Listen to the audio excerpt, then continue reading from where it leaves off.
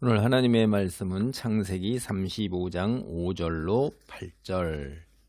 여기에 이야기는 하나님께서 두려움으로 기도를 응답하시는 일과 후반부 마지막 8절에 이제 아브라함 집안과 하란에 있는 집안과의 관계가 완전히 정리되는 것을 말합니다. 5절입니다.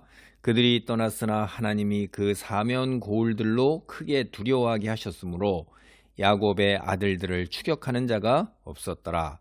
야곱과 그와 함께한 모든 사람이 가나안 땅 루스 곧 베델에 이르고 그가 거기서 제단을 쌓고 그곳을 엘 베델이라 불렀으니 이는 그의 형의 낯을 피할 때에 하나님이 거기서 그에게 나타나셨음이더라. 이제 하나님께서는 야곱의 기도를 들으셨어요.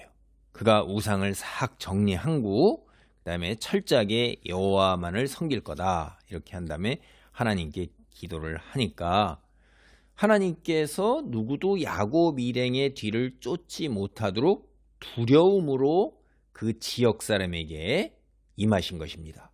그러니까 이거 잘 보면 처음에 야곱이 세겜 사람들이 자기 자신을 죽일까 굉장히 두려워했는데 이 두려움이 오히려 세겜 사람들이 야곱의 하나님에 대한 두려움으로 바뀌어버렸습니다. 반전된 거죠, 이게.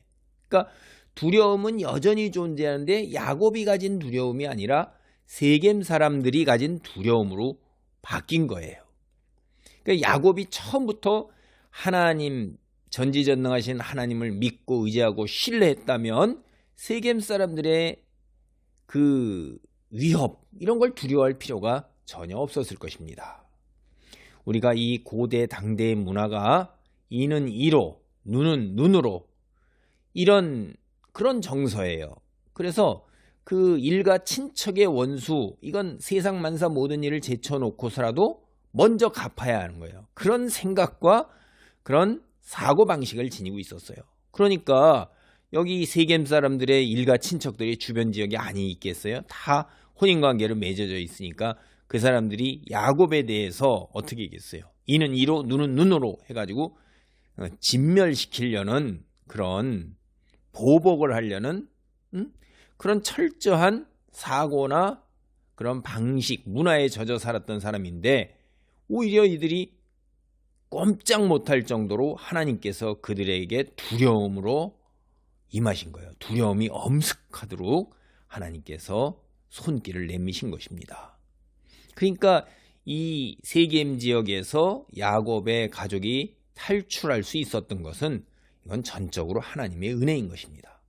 그래서 우리가 그 하나님의 은혜를 힘입어서 탈출을 하고 난 후에 베델로 왔어요. 그 베델로 온 야곱이 하나님께 제단을 쌓았습니다. 예배를 드린 거죠. 과거에 한번 생각을 해보세요. 자기 자신이 이제 자기 자신이 떠날 때 라반에게 떠날 때 임하셨던 하나님, 그걸 기념하고 다시 되새긴 거예요. 그러면서 베델에서 L자를 붙여서 베델의 하나님 이렇게 갖고선 다시 기념하고 회상하는 것입니다. 야곱은 드디어 옛날 자신, 하나님께 서운한 것, 그거를 그대로 다 지키기 위해서 되돌아온 것입니다. 하나님께서는 야곱에게 복을 주시고 다시 한번 그의 이름을 이스라엘로 바꿔주시는데 이걸 다시 확인하는 거예요. 왜 야복강에서 이미 앞서 있었던 일을 또다시 이렇게 언급하시는가? 이게 우리가 보면 여기서 이런 생각을 해볼 수가 있어요. 야복강 사건은 이스라엘 하면 엘이 하나님이잖아요. 하나님과 다툰 것, 하나님과 씨름한 것, 이런 것을 이제 내포하고 있잖아요. 그런데 여기서는 순전히 하나님의 그 놀라운 구원의 손길이 임한 것, 그리고 축복한 것, 그것만 이제 연상시켜서 이름을 갖다가 확인하는 거예요. 그래서 하나님과 다투었다, 씨름했다라는 이스라엘이란 이 이름이 부정적 의미가 다 이제 사라지고 오로지 축복이라는 좋은 의미만 지닌 겁니다. 이제 8절입니다. 리브가의 유모 두보라가 죽음에 그를 벳엘 아래에 있는 상수리 나무 밑에 장사하고 그 나무 이름을 알론 바굿이라 불렀더라. 여러분, 앞서 우리가 봤을 때 벳엘 아래에 있는 상수리 나무에 이거 다 뭘 묻었죠? 온갖 우상을, 그러니까 이 라반에게서 나올 때, 외삼촌 라반에게서 나올 때 메소포타미아 지역, 하란에 있는 지역, 그 위에 할아버지 아브라함이 떠났던 그 지역, 하나님께서 그쪽에서 우상에 섬기는 그런 지역 집안에서부터 가나안으로 홀로 하나님만 섬기도록 나오셨잖아요. 그런데 이 야곱도 그쪽에 가서 역시 그러한 우상들을 그대로 다 가지고 온 거를 우리는 라헬을 통해서도 알 수가 있어요. 그 우상을 다 상수리 나무 밑에 묻었단 말이에요. 그러니까 상징적으로 여기 보면은 이제 유모 드보라가 죽어서, 어머니 리브가의 유모 드보라가 죽어서 그 우상 묻은 상수리 나무 밑에 묻었다 하는 것, 그것은 우리가 이 메소포타미아 집안 그쪽에 있는 라반의 집안과의 관계에서 이해를 하면 이게 이제 관계가 완전히 정리되는 거예요. 아브라함 집안과 라반의 집안, 이 관계가 완전히 정립되는 거예요.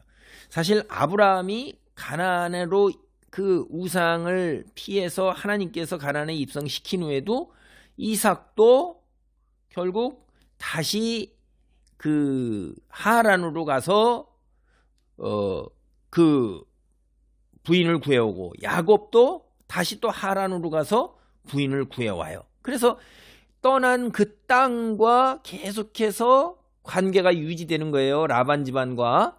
그러면 우상의 교류도 계속 있고 그런 영향이 계속 있는 거죠. 이제 여기 리브가의 유모 드보라가 죽어서 거기서 딱 묻히면 이제 더 이상 그쪽 하란에 있는 집안과의 관계가 있는 사람들이 없는 거예요.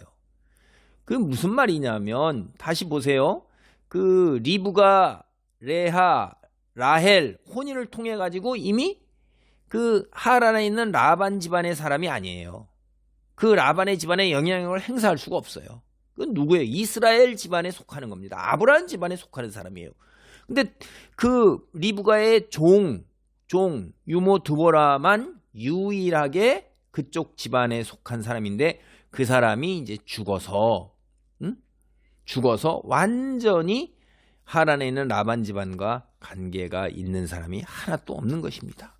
그래서 그 사람을 어디다 묻었냐면 그 베델에 있는 상수리 나무, 상징적으로 메소포타미아 종교 문화 모든 관계를 정리하고 끊는 그런 것이 의미가 되는 거예요. 우상이 거기가 다 묻힌 거잖아요. 그러니까 리브가와 함께 메소포타미아에서 온 드보라의 시신이 우상이 묻힌 상수리 나무 밑에 묻었다 하는 것이 바로 상징적으로 모든 우상들 거기에 묻고, 그 다음에 이제 하란과의 관계가 끝나는 것입니다. 하란, 라반 집안과 관계가 끝나는 거예요. 이제 이스라엘 후손, 앞으로 야곱의 후손들은 밧단 아람에 있는 친척들로부터 완전히 독립적으로 존재하게 되는 것입니다. 그것이 이제 여기에서 그 리브가의 유모 드보라를 베델 아래에 있는 상수리 나무에 묻는 그 이야기가 뜻하는 바예요. 그리고 알론 바굿, 통곡의 상수리 나무라고 그러잖아요. 사실 얼마나 그 유모 드보라가 그 야곱한테는 가슴이 아픈 일이겠어요. 태어날 때부터 자기를 돌보아 주었던 그 보모잖아요. 어릴 때부터 자기를, 사실 어떤 면에서 보면 어머니보다 더 가까이 많은 시간을 보냈는지도 몰라요. 그런 정도의 그 보모, 그렇죠? 어머니는 돌아가셨지만은 유모는 이렇게 계속해서 야곱과 함께 지내다가 마지막에 야곱이 있을 때 죽잖아요. 오히려 어머니는 리브가의 죽음, 어머니는 언급이 안 돼요, 성경에. 그냥 야곱이 돌아왔을 때 이미 리브가가 죽었기 때문이에요. 그래서 우리가 창세기 49장 31절 보면 리브가가 어떻게 죽었다는 이야기는 하진 않지만 그녀가 막벨라에 있는 가족모에 묻혔다고 이야기를 합니다. 오늘 여기서 보면 하나님께서 야곱의 기도를 들으시고 그 두려움이 현실적 두려움이 오히려 세상 사람들이 하나님에 대한 두려움으로 바꿔놓는 반전이 있고 기도의 응답이 있고 또 이제 그 야곱은 온전하게 믿음의 관점에서 이제 세상과 관계를 정리하고 단절하는 거예요. 기도합니다. 감사합니다. 성경에 있는 그 리브가의 유모 두보라의 죽음, 베델 아래에 있는 상수리 나무 밑에 장사하는 것, 이것이 이제 그 이전의 세상과의 연관 속에서 우상과 함께했던 그것들을 다 정리하고 하나님만 믿는 그런 집안으로 독립적으로 온전하게 존재할 것을 상징하는 것을 봅니다. 하나님의 놀라운 구원의 손길로 이제 확신 속에서 이러한 일들이 벌어지는 것을 봅니다. 우리도 우리의 삶의 여정에 주님의 손길이 함께함으로 인해 우리가 더욱더 하나님만 믿고 의지하고 순종할 수 있는 그런 놀라운 은혜와 축복이 있기를 간절히 기도합니다. 예수님의 이름으로 기도합니다. 아멘.